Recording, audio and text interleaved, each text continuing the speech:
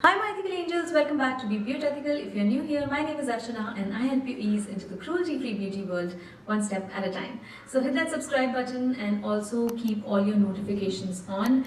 All these things that you guys do for me, liking the video, sharing it with your friends and family, subscribing, keeping your notifications on, sharing the video on social media, all these things, they keep me motivated to do more and more research about the cruelty-free and vegan brands and bring them to you guys, and also to keep making new videos about makeup tutorials, product reviews and DIYs. So thank you so much for your support, and I wanted to take this opportunity to thank all of you guys who have been supporting me for such a long time, and we've grown as a family. And I just hope that we continue growing like this and become a very strong cruelty-free community.